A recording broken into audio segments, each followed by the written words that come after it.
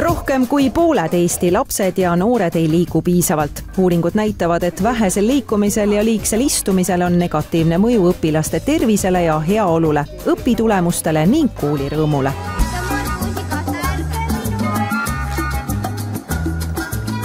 Tartu Ülikooli liikumislabori loodud programm Liikuma kutsuv kool aitab koolidel tuua koolipäeva liikumisrõõmu ja muuta liikumine koolikultuuri loomulikuks osaks. Tervis on ainult üks, et sa ei saa seda kuskilt enam saada. Kui sa ei tee üldse sporti ja sa ei liiguta üldse, siis sul võivad hakata terviseprobleemid tekkima, mis on väga halb asi. Pange telefonid nurka ja telekad kinni.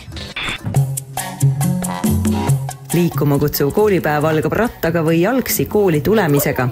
Aktiivseid koolitunde ja vahetunde toetab liikuma kutsuv õhu ja kooliruum.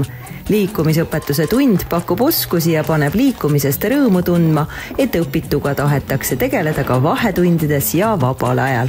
See liikuma kutsuv kool, see programm annab nagu ette selle raami, et mis need valdkonnad on, kus koolis üleüldse liikumine võiks aset leida. Et me räägime siin ju, eks ju, ka tundidest, me räägime aktiivsest ainetunnist, liikumispausidest tunni sees, siis me teame, et meil oleks vaja õuevahetundi selleks, et lapsed rohkem liiguksid. Liikumine on vajalik ja see on vajalik eriti koolides, sest et sul ongi lihtsalt raske keskenduda, kui sa oled päev läbi mingeid tööd teinud. Kui sa natuke liigud sinna vahele, siis su aju saab korraks mõtetest vabaks ja siis sa suudad edasi palju paremini keskenduda. Ja kui sa ka liigud, siis sul on parem tervis ja sa suudad nagu palju paremini erinevaid asju teha. Kui sa lihtsalt istud ja sööd, siis sa esiteks keha rasvub ja teiseks, et liikumine on vajalik, kuna esiteks, kui sa liigud, siis su keha lihased on esiteks paremas vormis ja üldse sinu keha ja vaimne tervis on palju paremas vormis. Liikumine muudab tuju ja see aitab hoida su tervist kui ka sinu õppimisvõimet, kuidas sa reageerid asjadele. Ma arvan, et paljudel inimestel võib-olla, kui nad isegi sellest aru ei saa, siis on poole parem meel, kui nad mängivad kuskil sõpradega.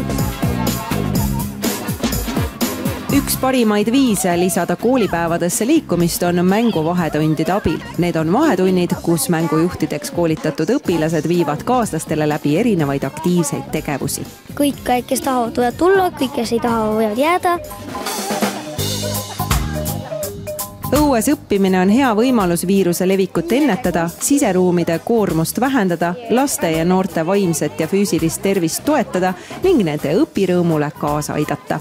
Et siin saab oma klassikaaslastega rääkida ja koostööd teha ja saab lõukest kuulata.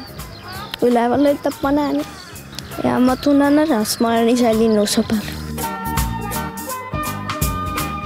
Liikumispausid on lühikesed pausid ainetunnis istumise katkestamiseks ning lühiajaliseks liikumiseks.